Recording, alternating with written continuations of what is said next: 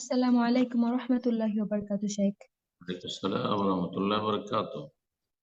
একজন ছেলের বাবা, ওনার হালাল ব্যবসা আছে কিন্তু তিনি সুদ খান। ওনার ছেলেকে যদি বিয়ে করান তাহলে উনি দেনমোহর বা অলিমা করবেন আর কি। এখন ছেলের বউয়ের জন্য কি এটা হালাল হবে? আর ছেলে যদি ইনকাম করে তারপরেও বাবার সাথে থাকে তাহলে তার জন্য কি এটি একেবারে অনুত্তম হবে নাকি হারাম হবে? আর ওনার টাকা দিয়ে যদি ছেলের বউ হজ বা উমরাতে যায়, এটি কি হালাল হবে ওনার জন্য? কার কার টাকা দিয়ে আমরা যাবো? শ্বশুরের টাকা দিয়ে, সুদখোরের? জি। ওনার তো হম। হালাল ব্যবসাও আছে পাশাপাশি।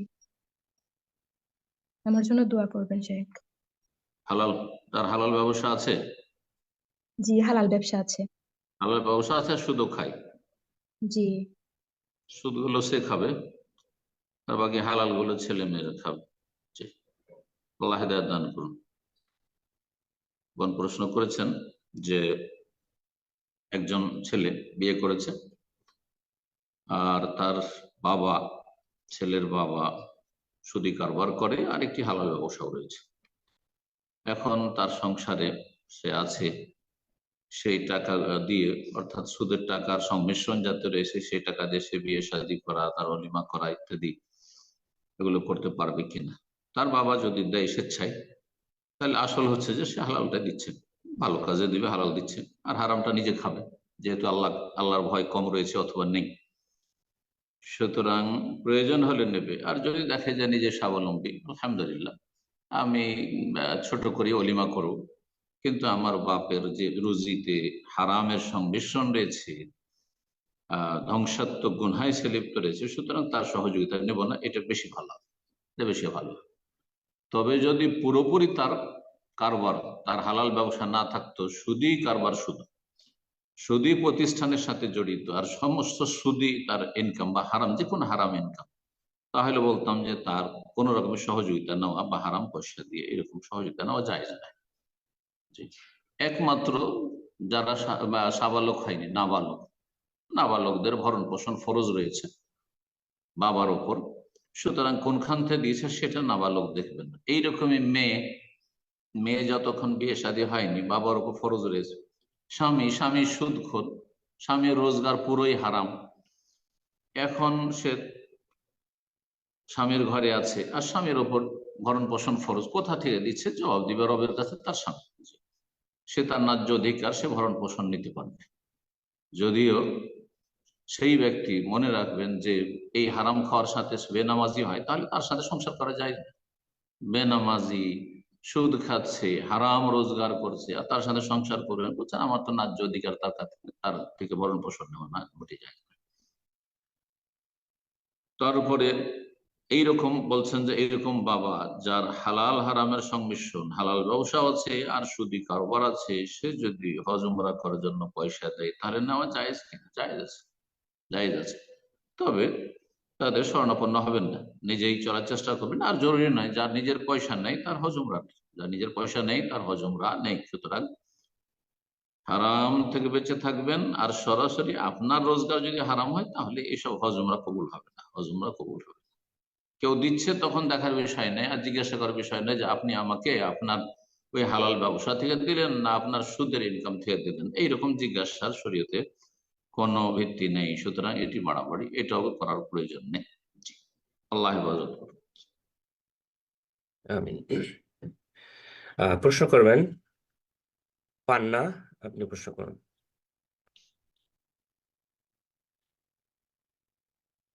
বাংলাদেশ থেকে বলছি। জি বলেন। শেখ, আমার প্রশ্নটা হলো 10-12 জন মিলে যদি আমাকে হত্যা করতে আসে, তখন যদি আমি পালায়ে যাই, আর পালায়ে না যে যদি 10-12 জনের সাথে আমি একাই লড়াই করি এবং মারা যাই, তাহলে কি এটা সুসাইড হবে? কারণ তারা 10-12 জন, আমি একা, তাদের সাথে পারবো না। তারপর যদি আমি তাদের সাথে লড়াই করি এবং মারা যাই, তাহলে কি এটা সুসাইড হবে? নবী সাল্লাল্লাহু আলাইহি ওয়াসাল্লাম বলেন, ওমান কুতিলা দুনা নাফসিহি ফাহুয়া শহীদ, যেই ব্যক্তি নিজের আত্মরক্ষার জন্য নিহত হবে সে শহীদ। ওমান কুতিলা দুনা মালিহি ফাহুয়া শহীদ, যেই ব্যক্তি ধন সম্পদের রক্ষা করতে গিয়ে নিহত হলো, খুন হলো, সেও শহীদ। ওমান কোতেলা দুনা আহলি, যে ব্যক্তি স্ত্রী, ছেলে মেয়ে, বাপ মা, পরিবার পরিজনের হেফাজত করতে গিয়ে শহীদ হলো চোর ডাকাত বা খনির হাতে, সেও শহীদ। তো আল্লাহ না করে এরকম পরিস্থিতি কোনো মুসলিমের হয়, কিন্তু চারিদিক থেকে যদি আক্রমণ হয়, তাহলে তার সামনে দুটো অপশন আছে। একটা হচ্ছে আত্মরক্ষার জন্য পলায়ন করা আর নিজের যান বাঁচানো। কিন্তু এটা নিজের জীবনের উপর, আপনার উপর যদি আক্রমণ হয় তাহলে, কিন্তু ধরেন আপনার স্ত্রী ছেলে মেয়েদের উপর আক্রমণ, তাদের মান ইজ্জতের উপর আক্রমণ, আপনার ধন সম্পদ লুটপাট করে নিয়ে যাচ্ছে, সেই ক্ষেত্রে ডিফেন্স করতে গিয়ে, সেই সব রক্ষা করতে গিয়ে যদি আপনি নিহত হন জালেমের হাতে, তাহলে আপনি শহীদ। আর তারা হচ্ছে খনি কাতিল, তারা জাহান্নামী, আপনি জান্নাতি। জি, এটা সুসাইড নয়, আত্মহত্যা নয়। জাজাকাল্লাহ খায়ের। এ পর্যায়ে প্রশ্ন করবেন সেলিম ইকবাল। তার পূর্বে আমি পান্না ভাই, আপনি প্রশ্ন করেছেন। আপনাদেরকে আমি বারবার অনুরোধ করি, আবারও বলছি, যারা প্রশ্ন করবেন আপনারা অপশন ফলো করে ফোনটাকে আনমিউট করবেন। এই মুহূর্তে আপনার ফোনটা ডিফারেন্ট ওয়েতে আপনি আনমিউট করেছেন, এখনো ব্যাকগ্রাউন্ড নয়েজ হচ্ছে। তো অনুরোধ করবো আপনার ফোনটাকে মিউট করে দিন, এবং পরবর্তীতে যারা প্রশ্ন করবেন অবশ্যই আপনারা আপনাদের অপশন ফলো করুন, স্ক্রিনের অপশন ফলো করে ফোনটাকে আনমিউট করবেন প্লিজ। তো ইনশাআল্লাহ এই পর্যায়ে প্রশ্ন করবেন সেলিম ইকবাল, আপনি প্রশ্ন করুন। আসসালামু আলাইকুম রহমতুল্লাহ। শেখ ওয়ালাইকুম আসসালাম ওয়া রাহমাতুল্লাহি ওয়া বারাকাতুহু। জি বলেন। শেখ, আমার নাম সেলিম, আমি কানাডা থেকে প্রশ্ন করছি। বলেন। শেখ, সামনে হজ, তা আমাদের এখান থেকে ইনশাল্লাহ আমরা প্রায় 300 জনের মতো আমরা কানাডা থেকে, আমি টরন্টো থেকে আমরা হজে যাচ্ছি এবার ইনশাল্লাহ। তো আমি ব্যক্তিগতভাবে আপনার আপনার জাদুল মাদের 8টা পর্ব আমি কয়েকবার শুনেছি, আর বুখারি আপনার এখন চলছে 9টা আমার শোনা হয়ে গেছে, 10 নম্বর সিরিজটা এখনো শুনিনি। তো কিছু আমাদের আমাদের সফরের উপরে কিছু ভিন্নতার জন্য কিছু প্রশ্ন আমাদের মনে তৈরি হয়েছে মসজিদে, কেউ উত্তর জানে না। তো ভাবলাম যে আমি যদি উত্তরগুলি তাদেরকে বলতে পারি, তাদের সবার জন্য সুবিধা হয় আর কি। আমি জানি এই প্রশ্নের এই এই এই প্রোগ্রামে একটা বেশি প্রশ্ন করা যাবে না। আপনি যদি আমাকে পারমিশন, তাহলে আমি আপনাকে প্রশ্ন করতে পারি প্রথম প্রশ্ন করার পর, আর না হলে আমি করবো না। এতগুলি প্রশ্ন জি। করলে তাহলে তো আপনি পুরো না, সময়টাই না, আমার জাস্ট এহরাম নিয়ে একটা প্রশ্ন, আতর নিয়ে একটা প্রশ্ন, ব্যাস, আর কোনো কিছু হবে না। মানে এটা তো ঠিক আমার আছে, ব্যক্তিগত না, সবারই এটা উপকার হবে। এহরাম সম্পর্কে আহ, ঠিক আছে, আপ- প্রশ্ন করুন। জি। তো আমি বলছি আপনার স্তর আর লেকচার এখানে একটি অনেক কথা ডিটেলস বলেনি নিয়ে আপনাকে, বলেছে। জি বললেননি যে হজের ওপর সংক্ষিপ্ত আলোচনাও আছে, কারণ বুখারীর আলোচনা অনেক ডিটেলস হবে, জাদুল মাদের আলোচনায় আপনার 7টা 8টা আছে, যেমনটা বললেন। জি হ্যাঁ, জি জি তো জি জি এগুলো সাধারণ মানুষ সবাই শুনবেন না, হয়তো আপনি শুনেছেন, আল্লাহ আপনার খাস রহমত করেছেন আপনার উপর, কিন্তু কয়জন শুনে? আমিন আমিন। জি গত হজে এক আমার আত্মীয়, সে বলছে আমাকে সংক্ষেপে হজটা 5 মিনিটের মধ্যে বলে দিন। তো এমনও হাজি এটা আছে সম্ভব যাকে না। পাঠিয়েছে আধা ঘন্টার আমার একটা লেকচার আছে হজের নিয়মাবলী, হজের পদ্ধতি মাত্র আধ ঘন্টা। তারপরে বলছে আমাকে 5 মিনিটে বলে দেন। তো সে 5 মিনিট ওয়ালা হজ করবে সে। অধিকাংশ মানুষ কিন্তু এরকম, যারা আপনার 300 আসছে, আমি তাদের কথা বলছি না, কিন্তু আছে এদেরই সংখ্যা বেশি, যারা শুধু কোন রকম করে সারতে যায়, অজ্ঞতার সাথে ইবাদত বন্দেগী সারতে চায়, শিখতে চায় না, যার ফলে তাদের ভুল হয়, আর তারা হজের সেই পূর্ণ নেকি পায় না।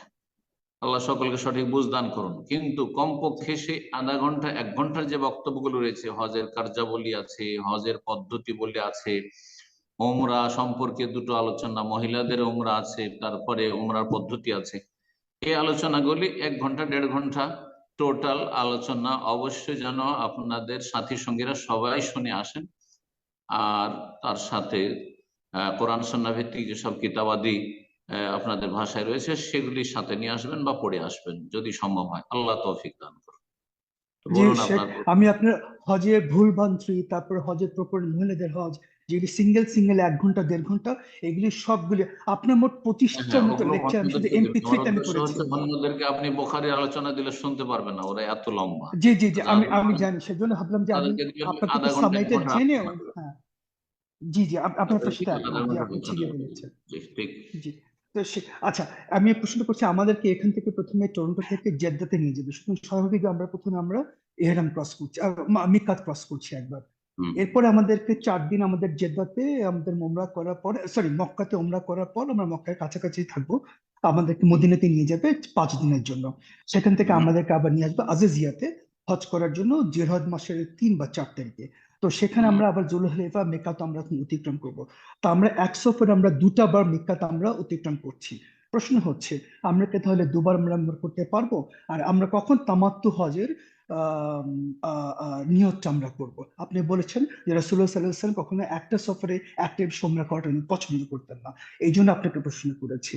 আর বুঝেছি। জিলহজের একটা ইহরাম আছে, যেটা আমি বলছি, আপনি একবারই বলে দিতে পারবেন যে আমাদেরকে বলছে লজিস্টিক কারণে 8 তারিখে আমাদেরকে রাত্রেবেলায় সরাসরি আজিজিয়া থেকে আমাদেরকে আরাফাতে নিয়ে যাবে। আরাফাতে আমরা পৌঁছতে পর্যন্ত অনেক রাত হয়ে যাবে, ওখানে আমরা ফজর পাবো। তা আমি মিনাতে যেতে পারছি না। আপনার একটা লেকচার আপনি বলেছেন যে আমরা যেন 8ই জিলহজের জোহরের আগে যেন হজের নিয়তটা করে ফেলি। সো এহরামটা আমরা কি করবো এই এই ক্ষেত্রে? এই 3টা ব্যাপার আপনাকে একটা প্রশ্ন হল, আতরের ব্যাপারটা আমি পরে করছি যদি অনুমতি করেন। এতটাতে তো অনেক আলোচনা লম্বা, এতটাই যথেষ্ট। আচ্ছা, ঠিক বললেন আছে। যে আমরা কানাডা থেকে আসব, এসে আমরা মিকাত ক্রস করে আমরা ল্যান্ড করব জেদ্দায়। জেদ্দায় নামার আগেই যখন আপনারা ওদিক থেকে আসবেন, যেই মিকাত সামনে পড়েছে, সম্ভবত আপনাদের জন্য রাবেগ জোফা পড়বে ওই দিক থেকে আসলে, তাহলে তার আগে ঘোষণা হবে আপনাদের এহরাম অবশ্যই করতে হবে। পুরুষরা সেলাইবিহীন কাপড় আগে থেকে পরে প্রস্তুত থাকবেন। সেটা আপনি কানাডাতে পরবেন না ট্রানজিট যেখানে করছেন সেখানে পরবেন, নাকি ল্যান্ড করার আধা ঘন্টা 1 ঘন্টা আগে, 1 ঘন্টা আগে পরবেন, সেটা আপনার ব্যাপার। কিন্তু আপনাকে আগে থেকে প্রস্তুত থাকতে হবে, জি, সেলাইবিহীন কাপড় পরে। আর তারপরে জিদ্দা ল্যান্ড করার আধা ঘন্টা আগেই যখন বা 20 মিনিট আগে ঘোষণা হবে, তখন বা তার আগেই আপনি লব্বাইক ওমরা বলবেন, যদি হজে তামাত্তু করেন, জি, ওমরার নিয়ত করবেন তখন, জি। আর তারপরে আপনি গেলেন মক্কায়, উমরা করলেন, উমরা সারলেন, 2-4 দিন যা থাকলেন, তারপরে মদিনা চলে গেলেন। মদিনা গিয়ে আবার সেখান থেকে জিলহজ মাসের শুরুতে যে ফিরে আসবেন, তখন আপনি যেহেতু মিকাত ক্রস করছেন, তখন অবশ্যই, আর আপনার নিয়ত আছে যে আপনি হজের সফরে যাচ্ছেন, হজ করছেন, মদিনা থেকে মক্কা যাচ্ছেন হজের জন্য, হজের সময় কাছে আসছে, তাহলে অবশ্যই এহরাম করতে। এখানে আমাদের দেশের বেশ কিছু আহলে হাদিস আলেমও ফতোয়ায় ভুল করেছে। সেটা হচ্ছে, আপনি তো একটা উমরা করেছেন, সুতরাং সেটা দিয়ে তামাত্তু হয়ে যাবে, এখন এমনি ঢুকতে পারেন। সেখানে বাজ রাহিমাহুল্লাহ বলছেন যে এটা মারাত্মক ধরনের ভুল। যখন আপনি উমরা অথবা হজে ইচ্ছুক, আর আপনি কোন মিকাত অতিক্রম করছেন, তাহলে বিনা এহরামে প্রবেশ করা জায়েজ নয়। বিনা এহরামে প্রবেশ করা জায়েজ নয়। নবী সাল্লাল্লাহু আলাইহি ওয়াসাল্লাম বলেছেন, হুন্না লাহুন্না, এই মিকাত গুলি ওই এলাকার জন্য, মদিনার জুলহাইফা মদিনার জন্য, ওয়ালেমান আতা আলাইহিন্না, আর যারা ওই পথ হয়ে আসবে, মিন গায়রি আহলিহিন্না, অন্য অন্য অঞ্চল থেকে বহিরাগত লোকেরা, মিম্মান কানা ইউরিদুল হজ্জ ওয়াল উমরা, যারা হজ উমরা করতে ইচ্ছুক, তাহলে হজ উমরা করতে ইচ্ছুক ব্যক্তি অবশ্যই এহরাম অবস্থায় প্রবেশ করবে, বিনা এহরাম প্রবেশ করা যায় না। সুতরাং যখন আপনি জিলহজ মাসে যাচ্ছেন, তখন আপনাকে এহরাম করতে হবে। হ্যাঁ, এখানে আপনার স্বাধীনতা আছে যে আপনি এহরাম উমরার করবেন দিয়ে আরেকটা উমরা করেন, কারণ যথেষ্ট সময় আছে। সুতরাং আপনি এটা করতে পারেন।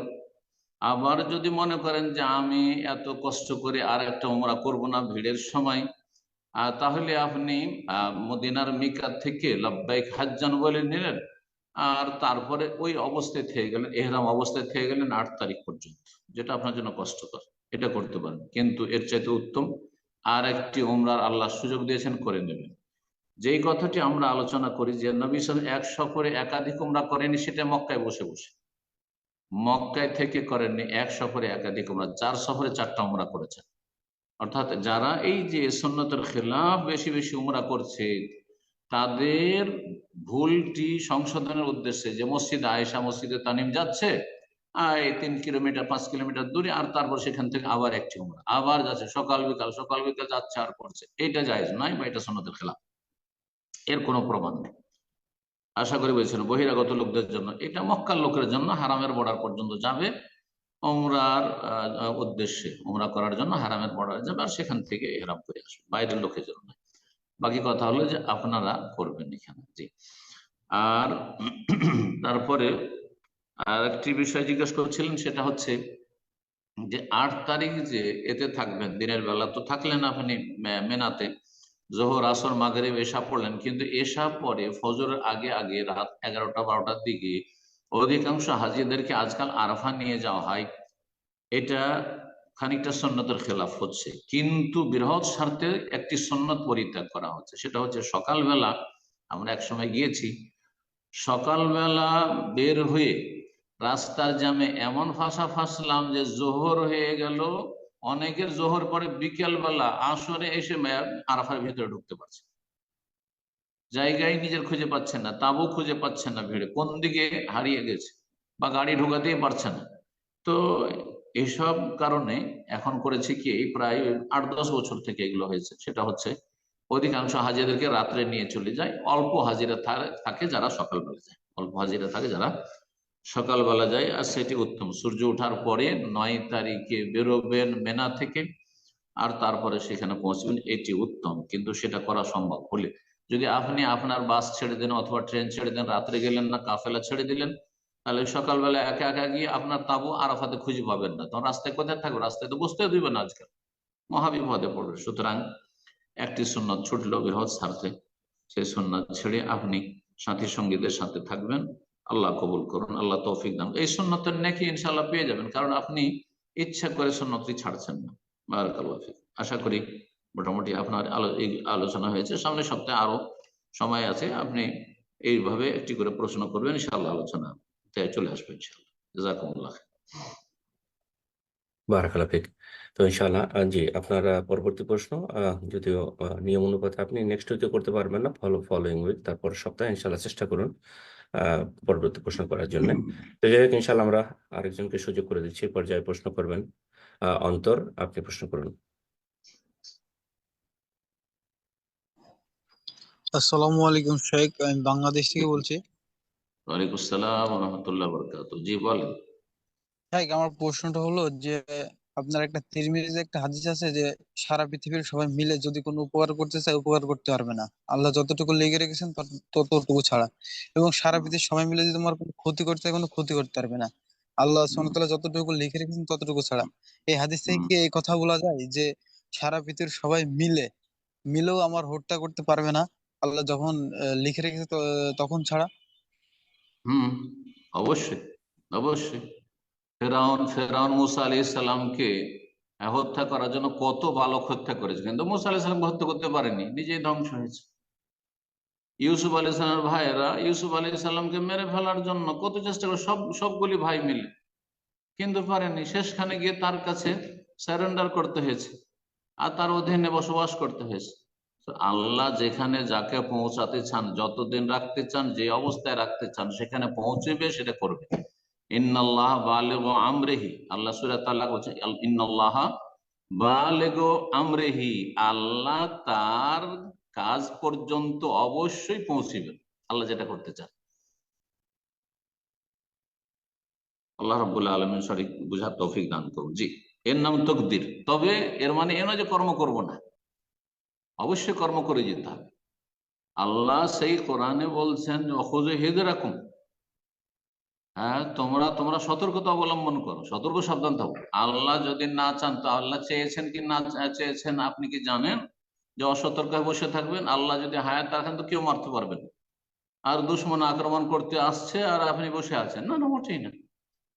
অবশ্যই সতর্কতা অবলম্বন করতে হবে। নবী সাল্লাল্লাহু আলাইহি সাল্লাম জিহাদের ময়দানে বর্ম পরেছেন, মাথায় লোহার টুপি শরীরে লোহার বর্ম লাগিয়েছেন, জি, তরবারি নিয়ে, হ্যাঁ, অস্ত্রে সজ্জিত থেকেছেন।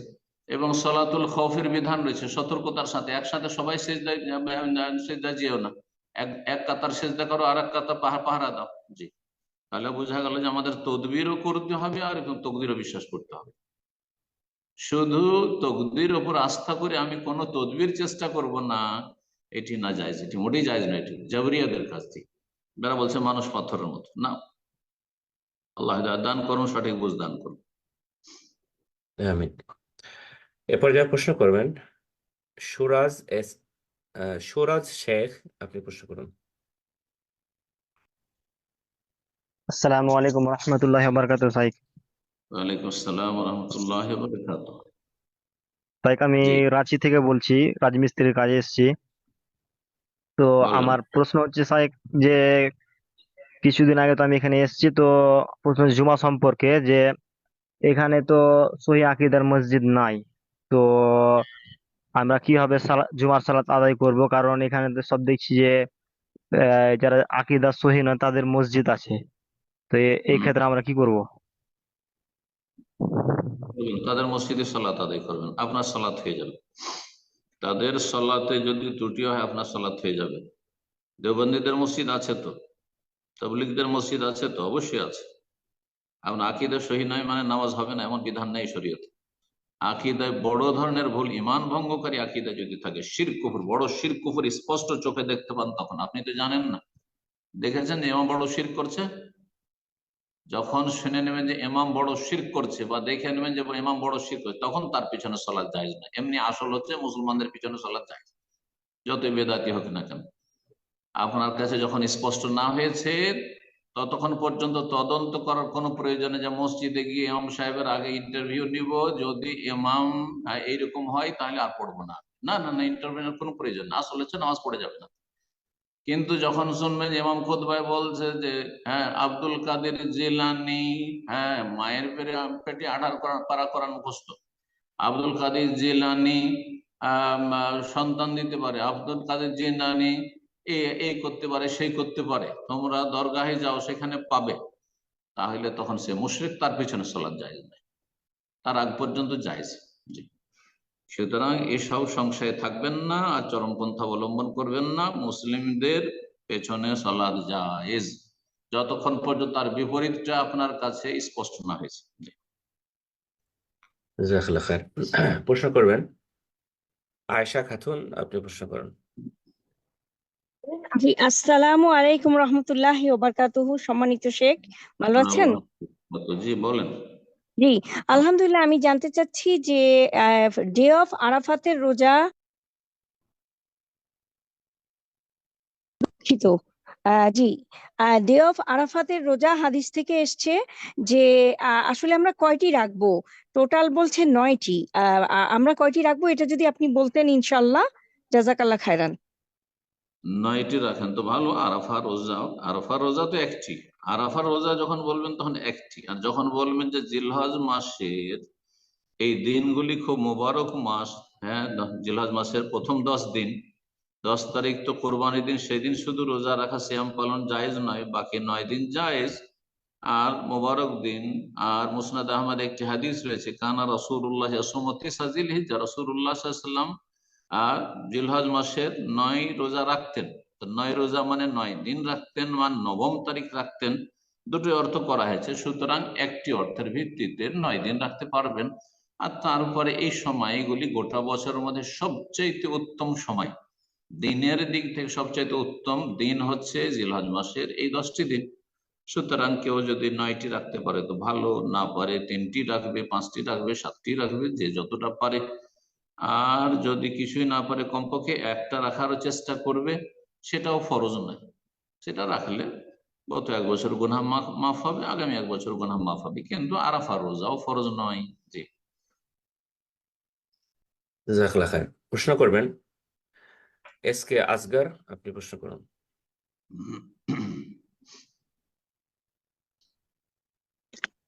আসসালামু আলাইকুম রহমতুল্লাহি ওয়া বারাকাতুহু। স্যার কেমন আছেন? রহমতুল্লাহ, বলেন। জি জি, আমি সৌদি আরব থেকে রানিয়া থেকে বলছি, শেখ আসগর আলী। জি, বলেন আমার প্রশ্ন বলেন। হলো যে এই প্রবাস জীবনে আমরা অনেক সময় এই ডিউটির ফাঁকে ফাঁকে যে আমরা সময় পাই, তো আমরা একটা মিডিয়ার সঙ্গে যুক্ত আছি, বিভিন্ন সহিহ আকীদার বিভিন্ন প্রচার প্রসার করি। আপনার যে ইউটিউবে যে কোরআনের তাফসীর গুলো আছে ওগুলো ছাড়ি, বিভিন্ন ছোট ছোট ভিডিও গুলো ছাড়ি। তো রমজান মাসে আমরা, তো সময় আমাদের রাত্রে ডিউটি ছিল, তো আমরা রাত্রিরে ওইগুলো ছাড়তাম। তো এক ভাই আমাকে লিখে পাঠিয়েছে যে নবী সাল্লাম এসার পরে, যে হাদিসটা কি জানেন না আপনি, যে মানে এসার পরে ঘুমিয়ে যেতেন, মানে দাওয়াতি কাজ করতে আপনারা করছেন, তো নেকি জায়গায় গুনাহ হয়ে যাচ্ছে। এই হাদিসটা এরকম ব্যাখ্যা করছে, তো এই হাদিসের ব্যাখ্যাটা আমি জানতে চাই স্যার। সে তো যে বুঝে না, ব্যাখ্যাটা করছে আমি বলছি তো বুঝে না। সেটা। আপনার ওই সেই ভাই বা জি পরিচিত মানুষের দিন বুঝেনি, হাদিস বুঝেনি। সহিহ বুখারীতে ইমাম বুখারী অধ্যায় কায়েম করেছে বাবু সামারি বিল্লাইলে, বাবু সামারি বিল ইলমি ফিল লাইলি, রাতে ইলম চর্চা করা এশা পড়ে। এবং নবী সাল্লাল্লাহু আলাইহি ওয়াসাল্লাম এশা পরে দীর্ঘ বিলম্ব করে এশা পড়েছেন আর তারপরে দিনের কথা আলোচনা করেছেন। সুতরাং দিনের আলোচনার জন্য কেউ যদি রাত জাগে তাহলে সেটি ইবাদত। এলেমের ইবাদত তাহাজ্জুদ ইবাদত চাইতে উত্তম। সুতরাং কেউ এলমের প্রচার এলেম শেখা, কোনো দার্স শুনছে, দার্স গুলো প্রচার করছে, এশা পরে, তাহলে সওয়াবের কাজ করছে, নেকির কাজ করছে। আর দুনিয়ার গল্প গুজব করে আর ফেসবুক নিয়ে আর চ্যাটিং করে আর দুনিয়াদারি করে একমাত্র ডিউটি এসে পরে থাকলে তাহলে ডিউটি করতে হবে, কারণ রোজগার করা আবশ্যক সেই জন্য। কিন্তু বিনা কাজে ফালতু ডিউটি শেষ হয়ে গেছে আর এসা পরে রাত 12টার আগে ঘুমাবে না, আর ফেসবুক নিয়ে আর টুইটার নিয়ে আর আলতু ফালতু নিয়ে বা বন্ধু বান্ধব নিয়ে আড্ডা দিচ্ছে, এগুলি জায়েজ নয়, এগুলি ঠিক নয়, এগুলি গুনার কাজ। কথা বোঝা গেছে?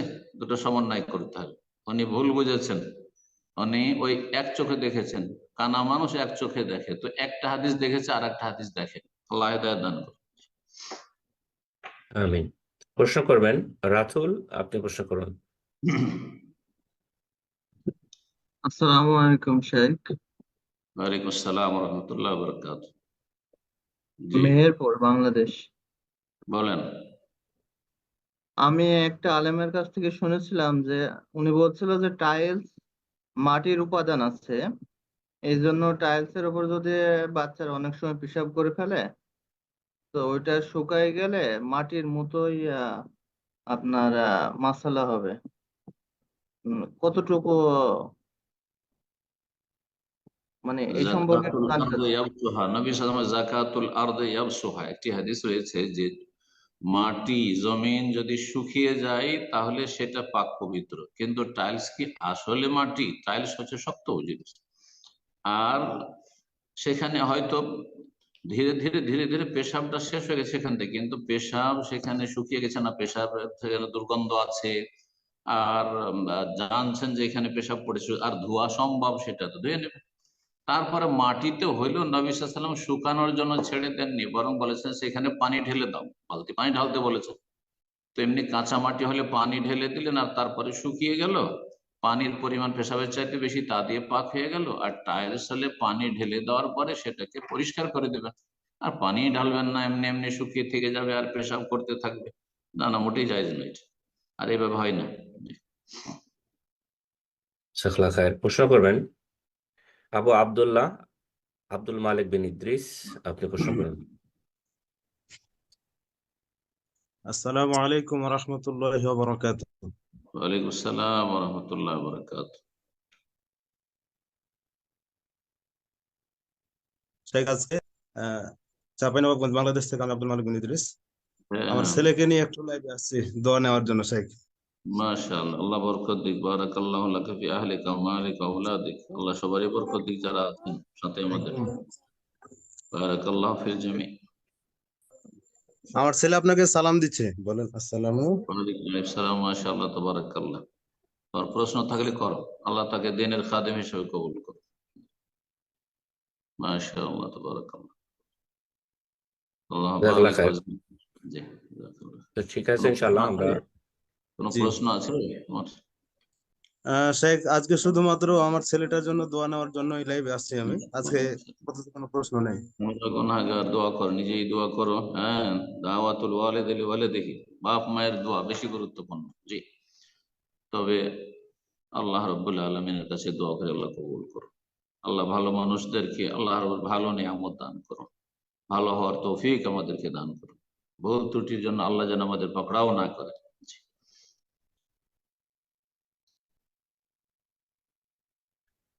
আপনি ইনশাআল্লাহ এরপর যা প্রশ্ন করবেন এমডি শাহজাহানুজ্জামান বিশ্বাস, জি আপনি প্রশ্ন করুন।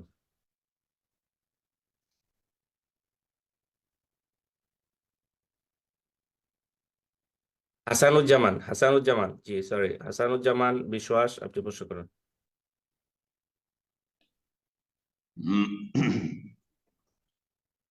এমডি হাসানুজ্জামান বিশ্বাস, ফোনটা আনমিউট করে নিন, প্রশ্ন করুন।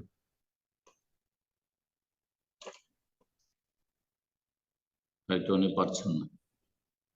আহ পর্যায়ে আমরা আরেকজনকে সুযোগ করে দিচ্ছি, প্রশ্ন করবেন। আমিন এস কে, আপনি প্রশ্ন করুন।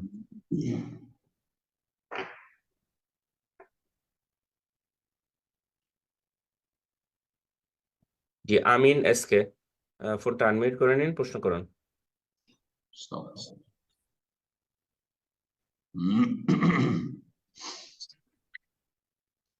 সম্ভবত উনিও পারছেন না, তো আমরা আরেকজনকে সুযোগ করে দিচ্ছি।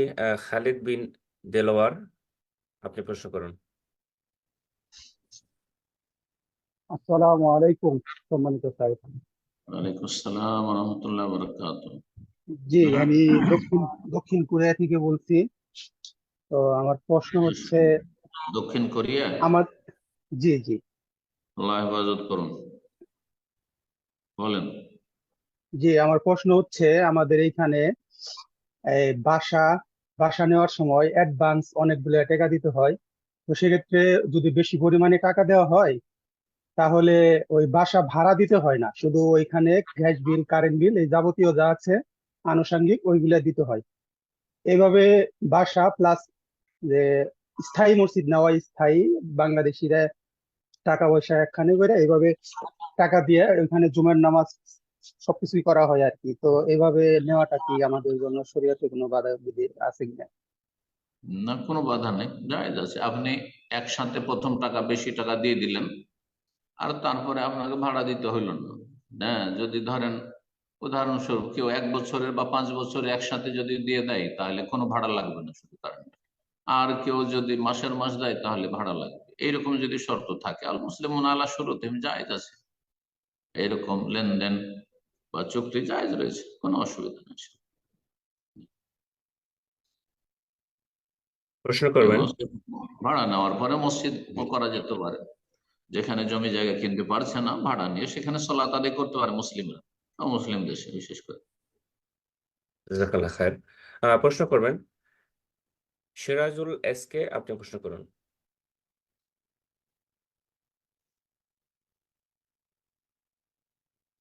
Sirajul S K.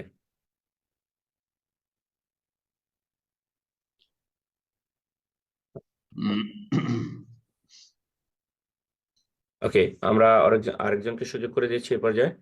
প্রশ্ন করবেন মাহাদি হাসান, আপনি প্রশ্ন করুন। আসসালামু আলাইকুম শেখ। ওয়ালাইকুম আসসালাম ওয়া রাহমাতুল্লাহি ওয়া বারাকাতুহু, বলেন। শেখ, আমি বাংলাদেশ থেকে, এবং আমাদের দেশে বর্তমানে ইখওয়ানি জামাত ও ওনাদের দাওয়াতটা অনেক বেশি প্রচার প্রসার হচ্ছে। তো আমাদের যারা উঠতি বয়সে যারা আছে, এই বয়সের বা ছেলেরা, তারা তো আসলে এদের প্রতি আকৃষ্ট হয় সহজেই।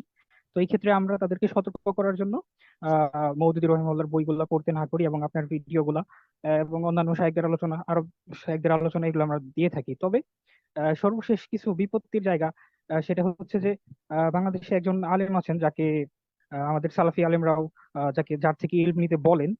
তিনি হচ্ছেন কামাল উদ্দিন জাফরি, সম্ভবত ওনার নাম।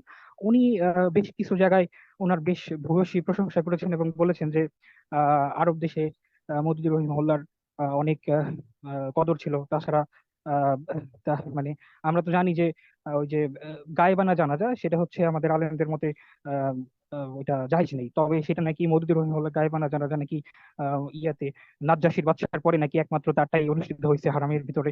এরকম অনেক কথাবার্তা উনি বলেছেন। এছাড়া আমাদের ইবনে বাজ রহিমাহুল্লাহ, আলবানী রহিমাহুল্লাহ, ইবনে উসাইমিন রহিমাহুল্লাহ, ওনারা নাকি উনাকে সবসময় উস্তাদ বলে সম্বোধন করতেন। শুধু এখানেই না, জামাত ইসলামের আগের যে আমির ছিলেন সম্ভবত গোলাম আজম, উনাকে উনাকি বিন বাজ রহিমাহুল্লাহ উস্তাদ বলে সম্বোধন করতেন, বা ওনাকে নাকি জিজ্ঞেস করতেন যে উস্তাদ গোলাম আজম কেমন আছে, এরকম জিজ্ঞেস করতেন সৈয়দ কামালউদ্দিন জাফরিকে। উনি এগুলা বলেছেন। তো এইগুলার এখন কারণে আমরা আসলে প্রশ্ন কি?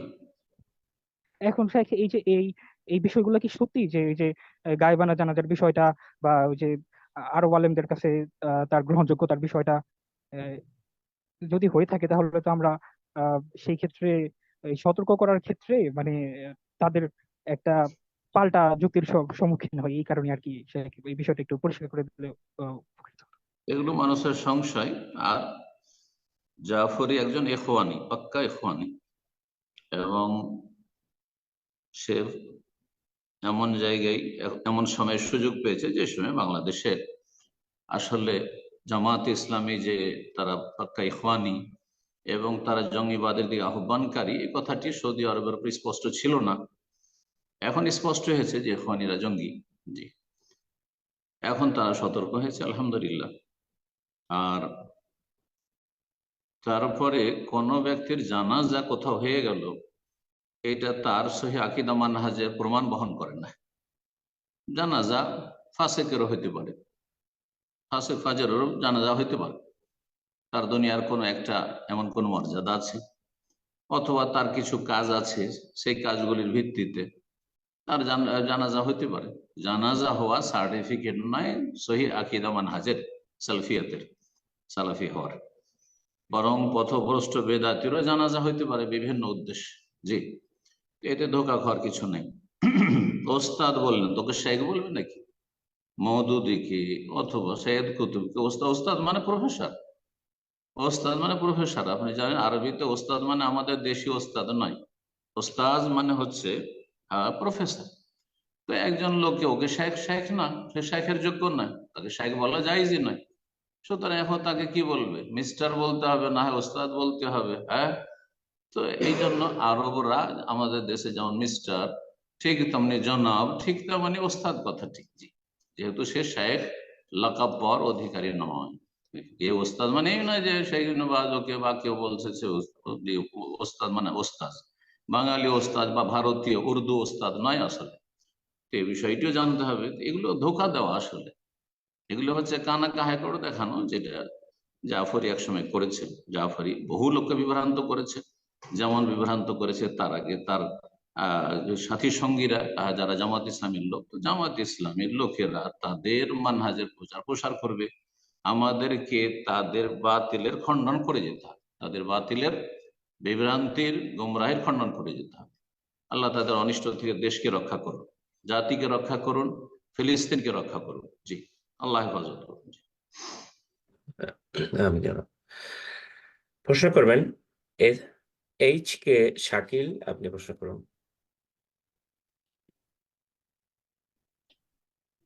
আসসালামু আলাইকুম রহমতুল্লাহ, মালয়েশিয়া থেকে বলছি। জি বলেন। আমি 10 দিন হয়েছে আসছি। তো এই গত শুক্রবারে আমি একটা মসজিদে গেছি অনেক দূর।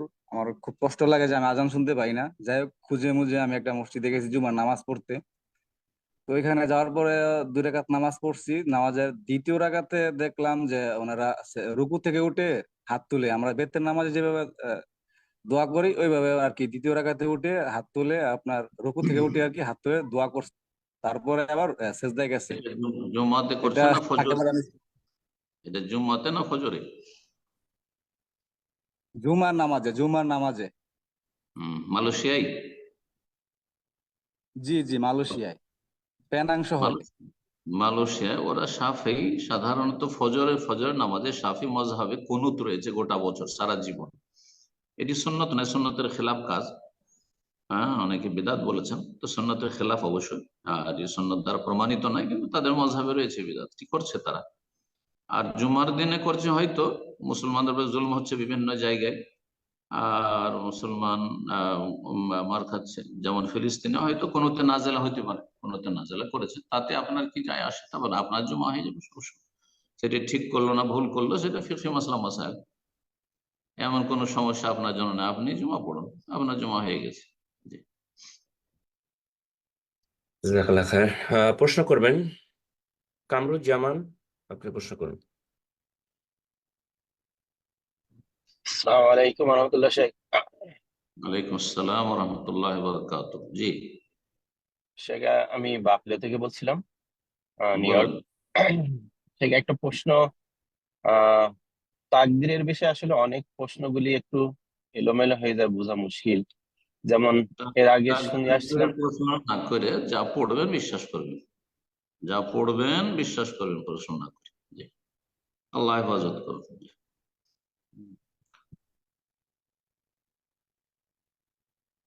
জাযাকাল্লাহ খায়ের। এ পর্যায়ে প্রশ্ন করবেন এনামুল হক, এবং আমরা আসলে প্রোগ্রামের সর্বশেষ পর্যায়ে চলে এসেছি অ্যাকচুয়ালি, অনেক সময় হয়ে গেল। তো আজকে এই প্রশ্নের মাধ্যমে আমাদের হয়তো প্রোগ্রাম শেষ হয়ে যাবে ইনশাআল্লাহ। তো যারা অনেকেই হ্যান্ড রেজ করেছেন হয়তো প্রশ্ন করতে পারলেন না অনেক প্রশ্নকারী হওয়ার কারণে, তো ইনশাআল্লাহ আগামী প্রোগ্রামের শুরুতে হচ্ছে সকাল 9টায় নিউ ইয়র্ক টাইম শুরুতে এসে হ্যান্ড রেজ করবেন ইনশাআল্লাহ। আগামী সপ্তাহে আপনাদের প্রশ্নগুলো নেওয়ার চেষ্টা করবো। তো আজকে সর্বশেষ প্রশ্ন করবেন ইনামুল হক, আপনি প্রশ্ন করুন।